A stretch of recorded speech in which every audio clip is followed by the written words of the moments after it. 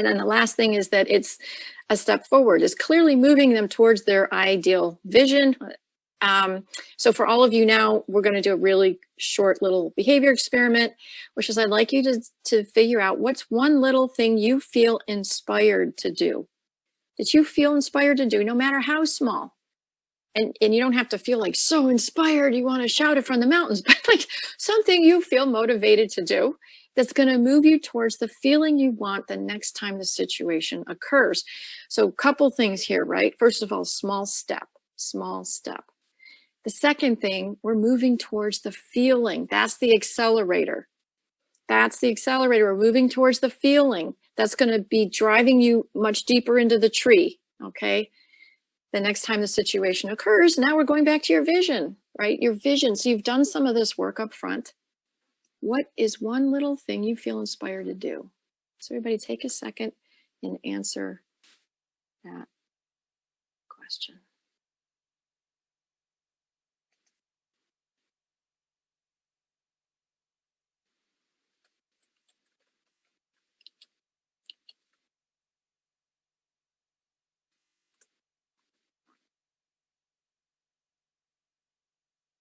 All right. I said I was going to use the chat box and then I forgot all about it. But this would be a good time to start. So now I'd like to go back to that scale that we started with at the beginning. So on a scale of 0 to 10, how confident are you now that you can successfully fix this? How motivated or inspired are you right now to start working on this? And all I'd love you to share in the chat is, did your numbers go up at all? Did you move up at all? Do you feel more confident? Are you more motivated or inspired right now to start working on this? And if you want to pop that into the chat, that would be great.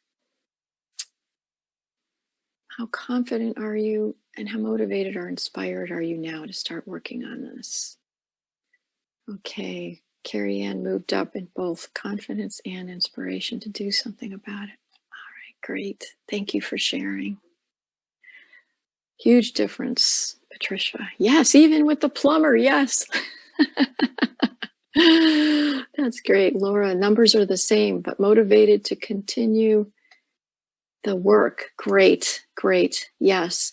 Oh, yes. And that's awesome. Just to say about that, Laura. So yes, just because if you didn't move up the scale, that's okay too. Hopefully you saw how this is different and how this could possibly get you there, right? Carrie said, yes, no longer feels like a punishment. B, more confident. I can organize my new house by, yes, B's it's got an exciting new life. Okay, wonderful, everybody.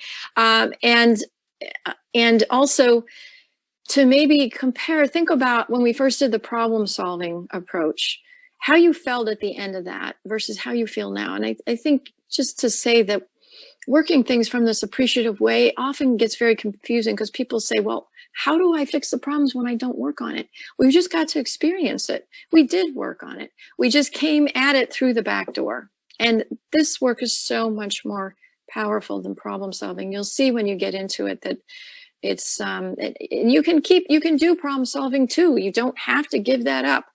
But over time, you'll start to see that this is so much more effective that you probably will leave it in the back. So going back to the appreciative living coaching model now, there's a fourth step here, which we aren't going to be able to do from a practical standpoint in the webinar, but I want to tell you what this is about because this is really critical.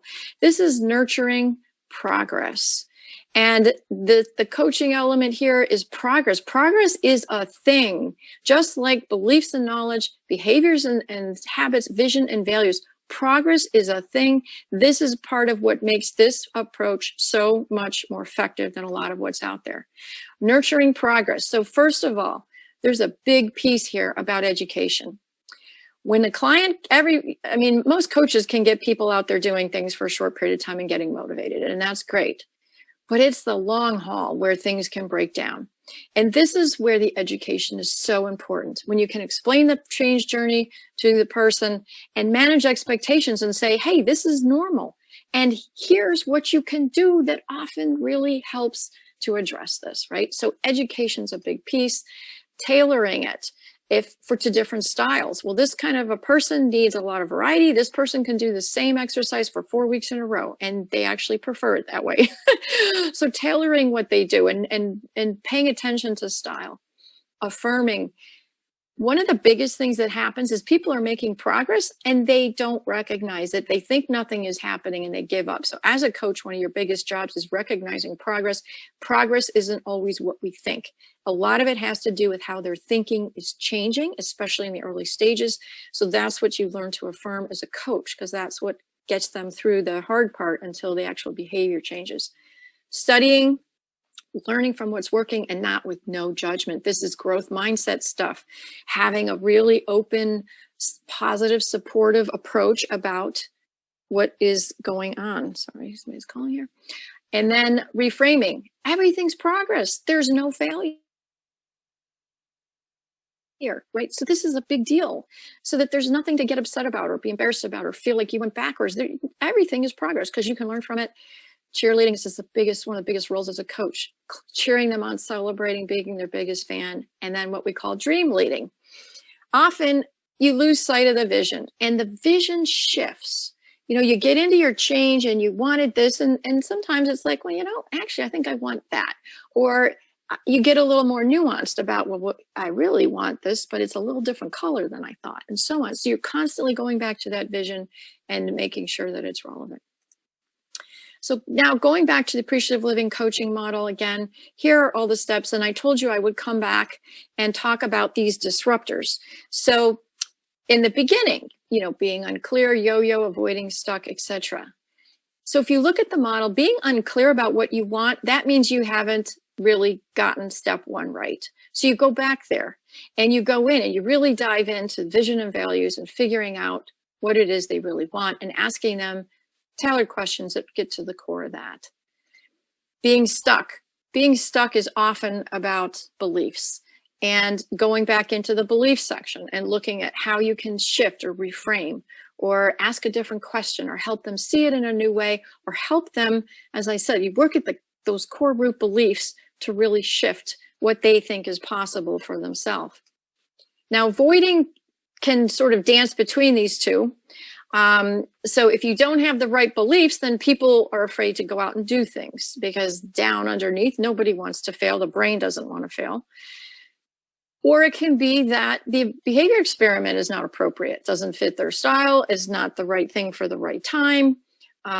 They just don't feel motivated, or, as I said, back to beliefs, they're afraid, right? So avoiding, you look to these 2 steps if that's going on. And then the yo-yo, this is all about nurturing progress. Yo-yo falling off is because you're not nurturing the change in a way that's continuing to keep the client motivated and on the track. So that's where that one lands. And then the last one, the twin, is the whole process. The idea here is that, and listen, it happens to me all the time still. The difference is, 3 years ago when this would happen, I'd sort of panic. I always figured it out when someone showed up with the same issue I had, but it was kind of nerve-wracking. Today, I go, oh my gosh, I just follow the process.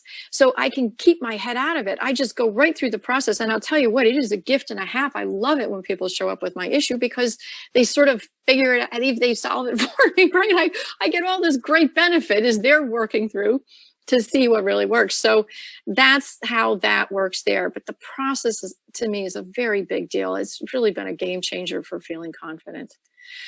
So how is this different? So first of all, and Gay, I'll look at your question in a second here. So first of all, it's behavior change science backed. As I mentioned, incorporates these best change practices. It's leading edge. It combines lots of disciplines. It's transformational because you work long-term change. It's fast. We don't mess around. High value. Coaches, clients get a whole lot more value. It's energizing because it's strength-based, solution focused. So no burnout. Really helps you increase confidence as a coach. Okay, so I'm going to go into let me set real quick here. Gay has a question. How do you sell the client on investing time and vision and values when they often want to get right down to what they perceive as solving their problem? Great question, Gay.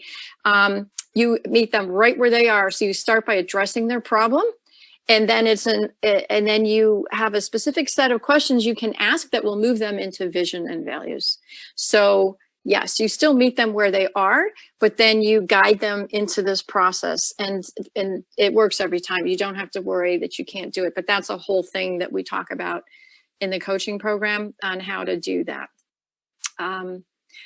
Okay, so we've only got about, we got about 5 more minutes here. So I'm going to just quickly run through this coaching level 1 program, and then I'll take any questions at the end.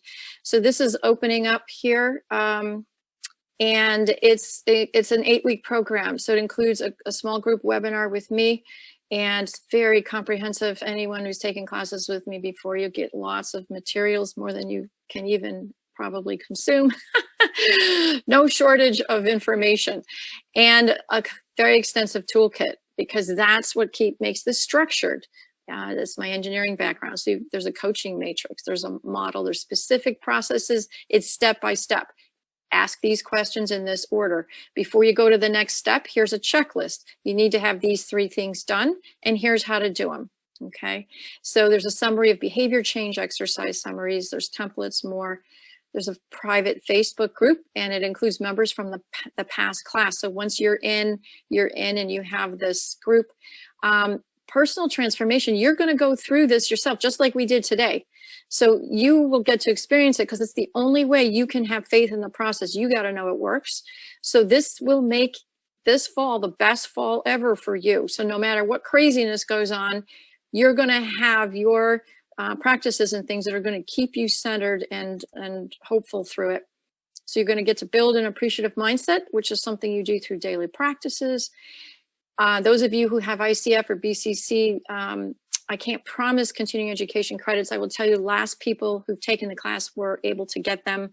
This would qualify for 28 hours, so I would fully expect you could too. I just can't promise it because it's not formally approved. Bonuses, I got a lot of great bonuses because I've been taking lots of marketing classes. Number 1, $200 discount. This ends this weekend. Input on class day and time. The first few people who register get to input, and we'll select the time based on that. I'm going to do a live workshop on creating a coaching package. If any of you have ever thought about that or don't know what it is, this is going to be a great workshop, and it'll be a working workshop, because I think that's a great way to sell services, and especially long-term services, and really make the most money. It simplifies sales, lots of things. I'm also going to give you a recording I did for Learning Circle facilitators on a marketing workshop, where we talked about identifying, attracting target market, creating elevator pitch, sales page. I know, selling is a big deal for coaches. It's one of the biggest. It can be difficult. And then the last one is publishing a nonfiction book for first-time authors. I've published every which way, including with a big publisher, and I basically share what I know about that and give resources for how to do that. So all of this, and the discount, all the bonuses and things too, it's $12.97. Honestly, I had this priced at $14.97. I dropped the price $200 last week because of the whole COVID situation. So this really is a true discount, and I'm using it. It's an early bird thing. It is going to end this weekend.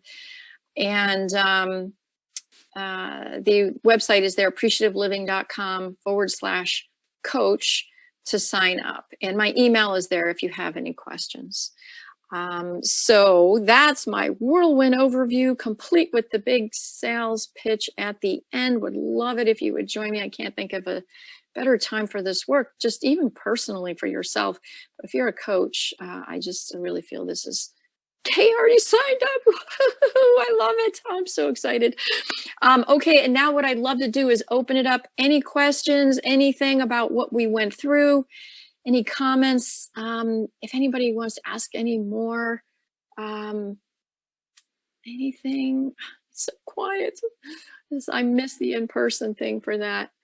Okay, yay for overkill. Be careful what you ask for. You're welcome. You're welcome, everybody. All right. Okay, can I talk about the coaching package workshop? Any idea of timing? Okay, yes. So the coaching package workshop is going to be in January. When you sign up, you'll get a survey, and I have a bunch of dates there, and I'm going to ask everybody in the class to pick the best date for them, and then I'm going to schedule it based on when the most people can make it.